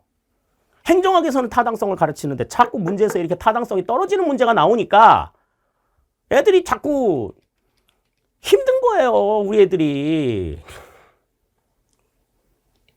좀 신경 좀 씁시다, 국방부. 아시겠죠? 21번입니다. 피터스의 거버넌스 유형 중 계층제를 문제로 진단하고 관리 측면에서 총체적 품질 관리나 팀제를 중시하며 구조 면에서는 평면 조직으로의 개편을 통해서 상하 단계를 줄이려고 하는 모형으로 다음 중 가장 옳은 것은 그랬습니다. 자, 이거는 7급에서 이렇게 문제를 낼 일이 아니지, 이거는. 우리가 그때 그 피터스의 거버넌스 모형을 이야기할 때요, 어떻게 말씀을 드렸느냐면, 문제의 진단 기준을 일단은 생각해라. 뭘 문제로 지적했는지, 그리고 그 문제를 해결하기 위한 구조적인 관리 방안, 정책적인 관리 방안, 관리의 개혁 방안, 구조의 개혁 방안, 관리의 개혁 방안, 정책의 개혁 방안, 요 내용들을 이제 생각하는데 9급은 구조의 개혁 방안만 정리하자라고 얘기했었죠. 정책 관리의 개혁 방안이나 정책의 개혁 방안은 그건 7급의 몫으로 놔두자 그렇게 얘기했는데, 와, 계층제를 문제로 제시했어. 딱 이것만 나와도 지금 우리는 답이 나와야 돼. 관리 측면에서는 총체적 품질 관리나 팀제를 중시한다. TQM이나 뭐 MBO 뭐 이거 얘기했었고, 구조면에서는 평면 조직으로 개편을 통해서 상하 단계를 줄이려고 한다. 계층제를 문제로 삼아서 평면 조직을 강조했다. 그러면 이거는 뭐냐 하는 거지. 뭐냐? 반사적으로 이건 참여적 정보 모형이 나와야 되는 거죠. 반사적으로. 9급 시험에 이 문제를 내도 9급 애들도 전부 다 이거 풀 수 있어. 그래도 우리는 해설이니까 각각의 내용들이 뭘 문제로 삼고 뭘 제시했는지를 보죠. 자, 신축적 정보 모형은 조직의 영속성을 문제로 삼고, 이 영속성의 문제를 해결하기 위해서 어떻게 했어? 가상 조직을 제시하죠. 다음, 시장적 정보 모형은 독점을 문제로 삼았죠. 정부의 서비스 독점, 공급, 이걸 문제로 삼았고, 이 문제를 해결하기 위해서 분권화를 제시합니다. 다음, 탈규제적 정보 모형은 내부 규제를 문제로 삼았죠. 내부 규제를 문제로 삼아서 이 내부 규제 문제는 구조적인 개혁으로는 해결이 안 된다. 그래서 관리 측면의 개혁 방안으로 제시가 된 게 뭐야? 재량권 강화였잖아요.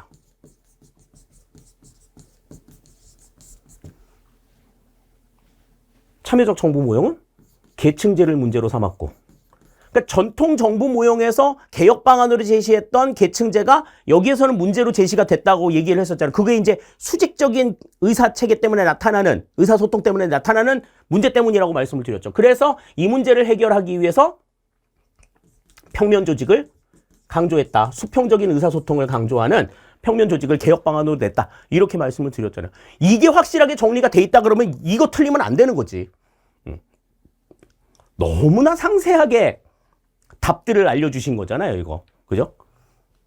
난이도를 높일 수가 없어. 이런 문제는. 특히 7급에서는. 21번의 정답은 2번이 되겠습니다. 자, 22번입니다. 우리나라 지방자치법 제11조에 정하는 사무배분의 원칙에 대한 설명으로 가장 옳지 않은 것은 그랬습니다. 자, 이 사무배분의 원칙과 관련된 내용은 우리가 기본서에서 이제 언급을 해드린 그런 바가 있고, 또 지방자치법을 이제 설명을 드리면서도 이 부분에 대해서 언급을 드린 적이 있었는데, 일단 지방자치법 11조를 한번 봐야 되겠죠. 자, 사무배분의 기본 원칙에 대해서 나와 있는 내용들입니다. 그래서 이 지방자치법 11조를 보시면 일단은 국가는 지방자치단체가 사무를 자율적으로 수행할 수 있도록 국가와 지방자치단체 간 또는 지방자치단체 상호 간의 사무를 주민 편익 증진, 집행의 효과 등을 고려해서 서로 중복되지 아니하도록 배분해야 된다. 일단 중복되지 않도록 해야 된다라고 하는 게 원칙이죠. 다음, 두 번째. 국가는 일항에 따라 사무를 배분하는 경우 지역 주민 생활과 밀접한 관련이 있는 사무는 원칙적으로 시군 및 자치구의 사무로 한다. 원칙적으로. 그러니까 시군 및 자치구한테 우선적으로 배분을 하고, 시군 및 자치구가 관리하기 어려운 사무는 시도의 사무로, 시도가 처리하기 어려운 사무는 국가의 사무로 각각 배분하여야 한다. 그러니까 이거는 이제 기초단체 우선의 원칙을 이야기하고 있는 겁니다. 다음 세 번째. 국가가 지방자치단체에 사무를 배분하거나 지방자치단체가 사무를 다른 지방자치단체에 재배분할 때에는 사무를 배분받거나 재배분받는 지방자치단체가 그 사무를 자기의 책임하에 종합적으로 처리할 수 있도록 관련 사무를 포괄적으로 배분해야 된다. 그러니까 특정한 어떤 세부적인 사업만 줄 게 아니라 그 사업과 연관되어 있는 사업을 통으로 넘겨야 된다는 거지. 통으로. 그게 바로 종합성의 원칙이라고 우리가 이야기를 하는 내용입니다. 그래서 지금 이 지방자치법 11조에 나와 있는 기본 배분의 사무 배분의 기본 원칙은 이렇게 한 세 가지 정도 생각을 할 수가 있어요. 자, 그럼 그와 관련해서 1번 봅니다. 국가는 지방자치단체가 사무를 종합적 자율적으로 수행할 수 있도록 국가와 지방자치단체 간 또는 지방자치단체 상호 간의 사무를 주민 편익 증진, 집행의 효과 등을 고려하여 서로 중복되지 아니하도록 배분하여야 한다. 이건 첫 번째에 나와 있었던 얘기죠. 1번 맞는 얘기. 다음 2번.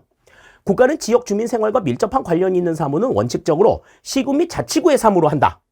이 얘기도 나와 있었죠. 원칙적으로 시군 및 자치구의 사무로 한다. 시군 및 자치구가 처리하기 어려운 사무는 시도의 사무로, 시도가 처리하기 어려운 사무는 국가의 사무로 배분하여야 한다. 맞는 얘기죠. 다음 3번. 국가가 지방자치단체의 사무를 배분하거나 지방자치단체가 사무를 다른 지방자치단체에 재배분할 때에는 사무를 배분받거나 재배분받는 지방자치단체가 그 사무를 자기의 책임화에 따라 종합적으로 처리할 수 있도록 관련 사무를 포괄적으로 배분하여야 한다. 세 번째 나와 있었던 얘기죠. 첫 번째, 두 번째, 세 번째 얘기를 그대로 썼네. 그러니까 4번이 정답인 거지. 자, 국가 및 지방자치단체는 민간 부문의 자율성을 존중하여 국가 또는 지방자치단체의 관여를 최소화하여야 하며 민간의 행정참여 기회를 확대하여야 한다. 이거는 아무런 상관이 없는 거죠. 그러니까 지금 이거는 중앙정부와 지방자치단체 간의 사무배분을 얘기하는 건데 민간의 참여에 대한 언급이 있으면 안 되는 거지. 4번이 그래서 틀린 내용이다. 이렇게 우리가 생각을 할 수가 있겠습니다. 22번의 정답은 그래서 4번이 정답이에요.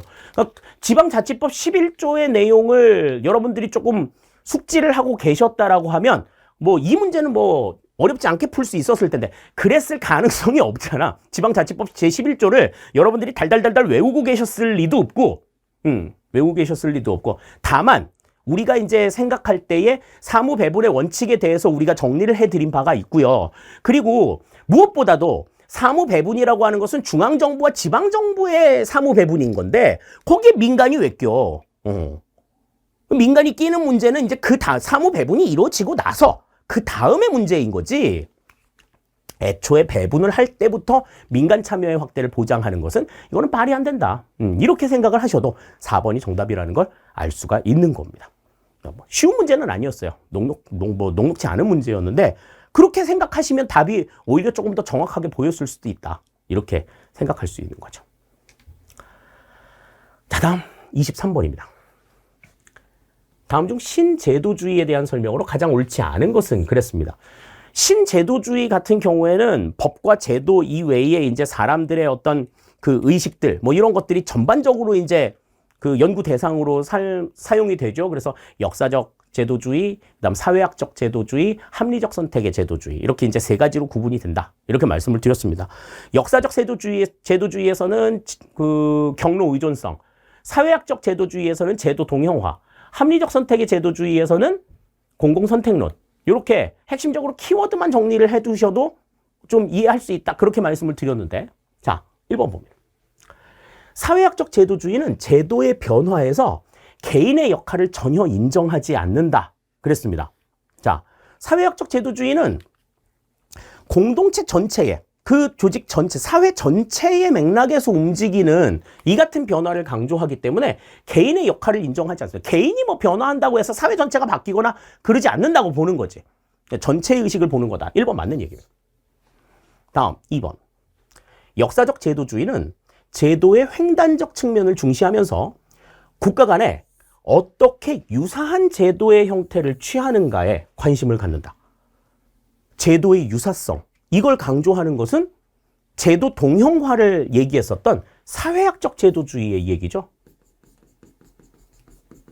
역사적 제도주의에서 강조하는 것은 어떠한 거였어요? 제도가 경로 의존성을 가지고 있기 때문에 그 제도의 변화가 이루어지려고 하면 단절적인 균형이 필요하다. 여기에 대한 설명을 강조한 거죠. 2번 틀린 얘기가 됩니다. 다음 3번. 역사적 제도주의는 주로 국가 간 비교 사례 연구를 통한 귀납적 방법으로 이론화를 시도하였다. 여기도 이렇고 저기도 이렇고 저기도 이렇고 여기도 이래. 비교 사례 연구를 강조합니다. 다음 4번.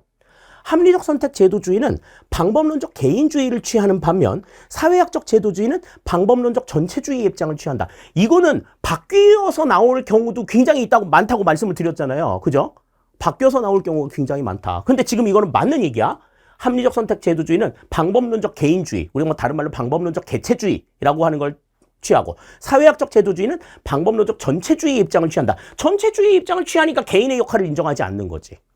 맞는 얘기죠. 따라서 23번의 정답은 2번이 된다. 이렇게 우리가 볼 수 있어요. 네, 다음 24번 문제 보겠습니다. 문제 굉장히 길죠. 자, 문제 볼게요. 정보화 사회로 진입하면서 산업 구조의 변화, 질적 성장에 대한 요구 증대, 저출산 고령화로 인한 인구 구조 변화, 민주주의 발전에 따른 지방정부의 역할 강화 등의 복합적인 여러 사회 변화가 일어나고 있으며 이러한 변화 속에서 형평성에 대한 관심이 증대되고 있다. 와, 이게 한 문장이야 지금. 살인적인 만연체죠. 자, 형평성에 대한 얘기가 지금 나오고 있습니다. 다음 중 사회적 형평성과 관련된 설명으로 가장 옳은 것은 그랬습니다. 그러니까 지금 앞에 나와 있는 이 긴 얘기 아등에 소용없어 지금. 사회적 형평성과 관련된 설명으로 가장 옳은 것이 뭐냐? 요걸 지금 고르라는 얘기인데 우리 그 행정의 가치에서 형평성에 대한 이야기 할 때요. 수직적 형평성과 수평적 형평성에 대한 이야기 했었어요.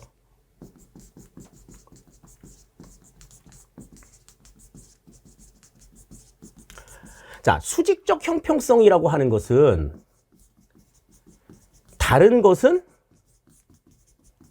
다르게 취급하는 거다. 그렇게 얘기했고 수평적 형평성은 동일한 것은 동일하게 취급하자.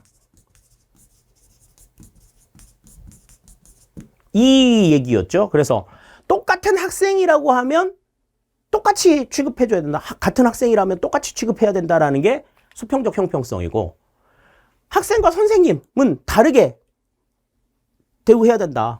학생은 수업을 짤 수 있지만 선생님은 수업을 짤 수 없다. 그런 얘기 했었잖아요. 수직적 형평성에 대한 얘기다. 그렇게 말씀드렸죠. 그 관점에서 한번 보자고요. 옳은 것을 고르래요. 1번. 대표 관료제는 수평적 형평성을 확보하기 위함이다. 그랬습니다. 각 계층에 있는 국민들을 동일하게 취급해야 된다라는 거죠. 똑같이. 노인이라고 해서 혜택을 덜 받고 장애인이라고 해서 혜택을 못 받고 이래서는 안 된다. 그래서 이제 모든 각 계층의 대표들을 전부 다 관료로 포함하는 그 같은 방식이 대표 관료제잖아요. 그러니까 대표 관료제는 수평적 형평성을 확보하기 위함이다. 맞는 이야기가 되는 겁니다. 다음 2번. 롤스는 원초적 상태 하에서 합리적 인간의 최소 극소화 원리에 따른다고 한다. 그랬는데 자, 롤스는 정의라고 하는 것은 뭐라고 얘기했냐면 원초적인 상태. 다시 말해서 무지의 베일에 있는 그러니까 그 사람의 배경을 아무것도 가지고 있지 않은 상황에서 합리적인 인간은 다른 사람의 자유와 권리를 침해하지 않는 범위 내에서 최대한의 권리를 누릴 수 있어야 된다. 기본적인 자유를 최대한 누려야 된다라고 하는 게 이제 롤스가 얘기한 첫 번째 원리의 내용이었잖아요. 그러니까 합리적 인간의 최소 극소화가 아니라 최대 극소화가 아니라 최대 극대화의 원칙을 강조했죠. 편익 자체를 최대한으로 누려야 된다라고 하는 걸 강조한 겁니다. 2번 틀린 얘기가 되는 거고요. 3번. 정부의 환경 보존 사업에 필요한 비용을 공채 발행으로 조달하여 다음 세대에게 그 부담을 전가하는 것은 수직적 형평성에 해당한다. 그랬는데 이 환경 보존 사업에 필요한 비용이라든지 지금 여기서 나온 건 그거지만 뭐 또 이제 국가 기관 시설이라든지 사회 간접 자본 시설이라든지 이런 것들을 구축하면서 그 구축될 당시의 세대들에게 비용 부담을 전가하는 것은 세대 간의 형평성이 맞지가 않다. 그렇기 때문에 공채를 발행해서 어떻게 하는 거예요? 그 비용 부담을 다음 세대에게도 전가시켜서 이전 세대와 다음 세대가 똑같이 비용을 부담할 수 있도록 해야 된다라고 하는 이야기가 지금 공채 발행의 어떤 의미라고 말씀드렸잖아요. 그러니까 그것이 수직적 형평성이냐? 아니죠. 이거는 수평적 형평성이지. 그러니까 세대 간의 형평성을 맞추기 위해서 공채 발행을 하는 거라고 말씀을 드렸었잖아요. 3번도 틀린 얘기가 됩니다. 다음 4번. 형평성은 총체적 효용 개념을 강조한다. 그래 총체적 효용 개념을 강조하는 게 아니지. 각 개인적인, 개체적인 효용 개념을 강조한다. 개체적, 개인적인 효용 개념을 강조한다. 4번 틀린 얘기가 되는 거예요. 따라서 지금 여기에서는 2, 3, 4번이 다 틀린 얘기고 옳은 것을 골라라 그랬으니까 1번이 정답이 되는 걸 알 수가 있습니다. 국방부에서 발표가 된 정답에는 지금 3번이라고 나와 있어요. 3번이라고 나와 있는데 아무리 봐도 정답은 1번이에요. 그래서 이 문제 만약에 여러분들 그 맞췄음에도 불구하고 1번이라고 썼는데 만약에 틀렸다라고 판단이 되셨다라고 하면 국방부에 적극적으로 어필하시기 바랍니다. 아시겠죠? 자, 이제 마지막 문제 보죠. 25번입니다. 자, 도시행정 및 계획의 새로운 패러다임 이론에 대한 설명으로 가장 옳지 않은 것은 그랬습니다. 도시행정 및 계획에 관한 내용은 이거는 일반적인 행정 이론이 아니에요. 도시행정 자체. 그러니까 좀 행정에 있어서 좀 변방에 있는 내용인데, 자, 이 도시행정과 관련, 도시행정에만 속한 내용이야, 이 내용은. 우리가 일반적인 행정 내용에서 본 적이 없는 내용, 듣도 보도 못한 내용이 지금 문제에 나왔어요. 이 문제가 왜 군무원 시험에 출제가 됐는지, 군무원의 업무와 이 문제가 어떤 연관 관계가 있는지 국방부는 명쾌하게 해명을 좀 해주셨으면 좋겠습니다. 네. 뭐 어반 빌리지, 뉴 어바니즘, 스마트 성장, 압축 도시 이 이야기들이 행정의 일반적인 내용들이 아니에요. 이거는 그냥 도시행정 전공하신 출제자 중에 한 분의 그냥 허세야, 허세. 이런 허세 같은 문제를 여기다가 낸다고?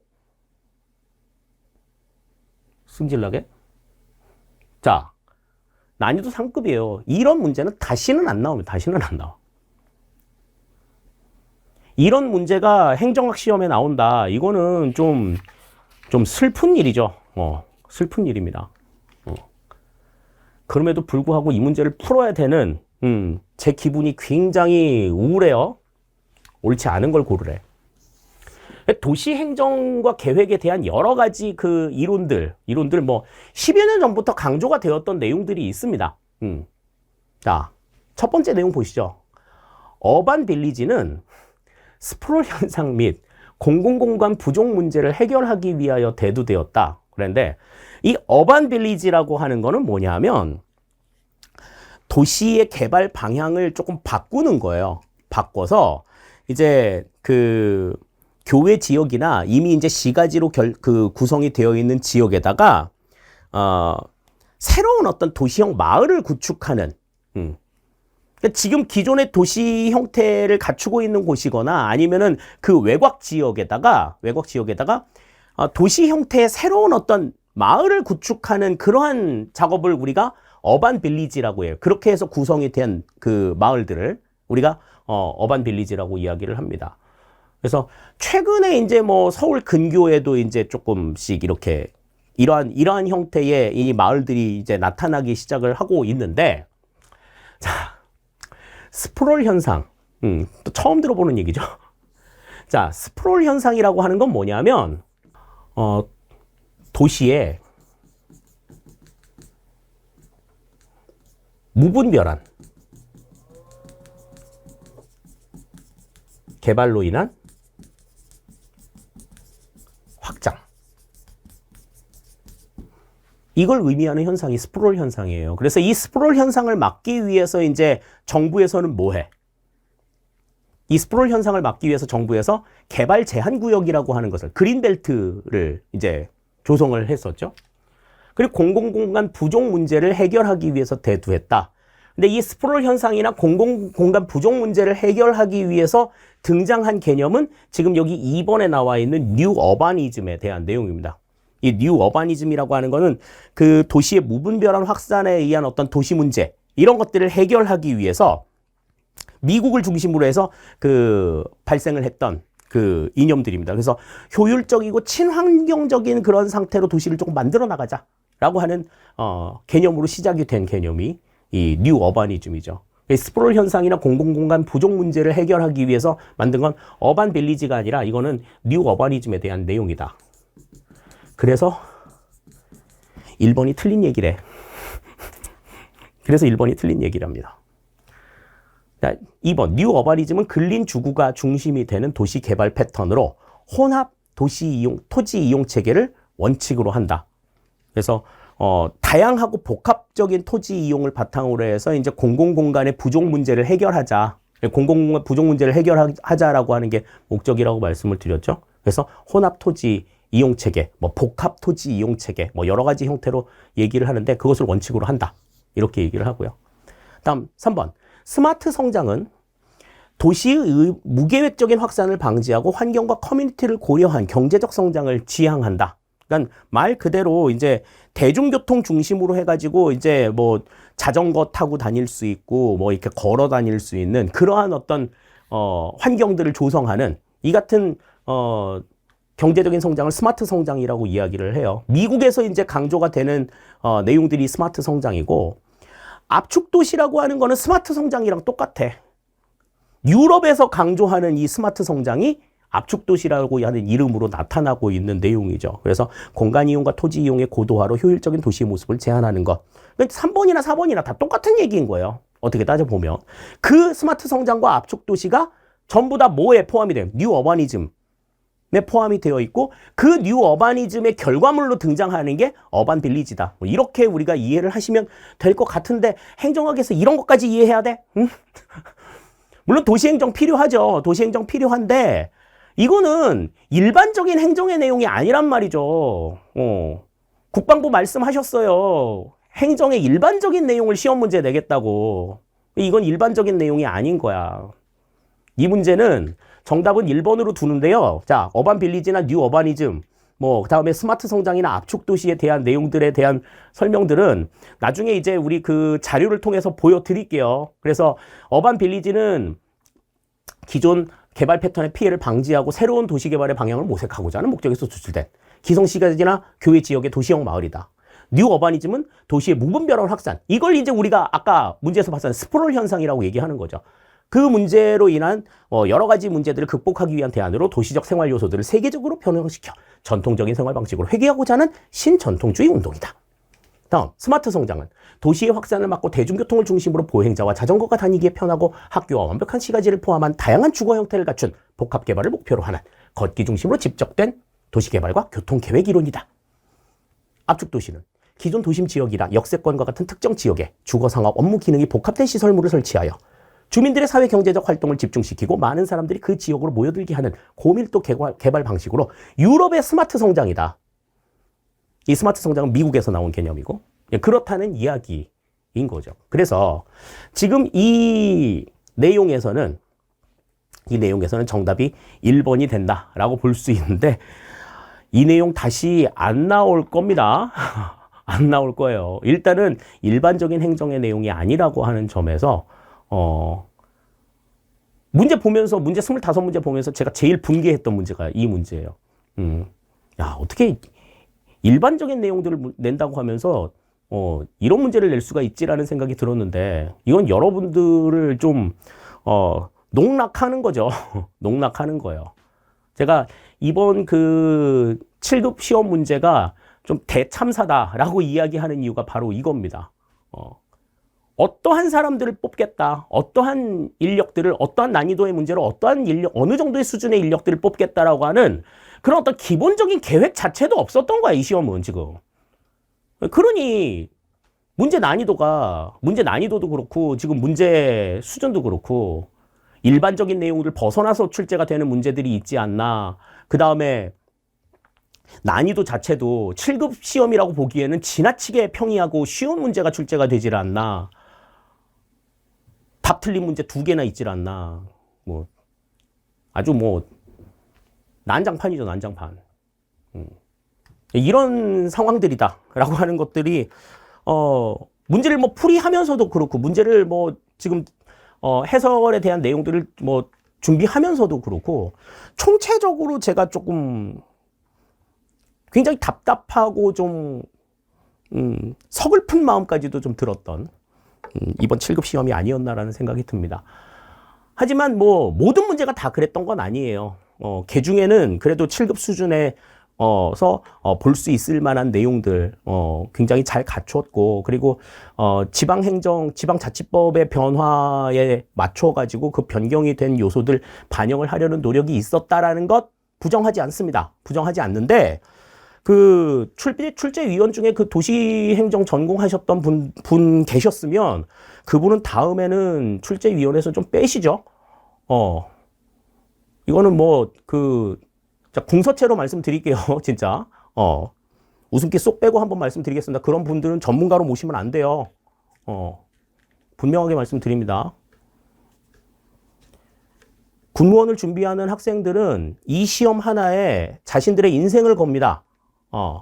그 인생을 거는 시험에 이런 식으로 장난치시면 곤란하죠.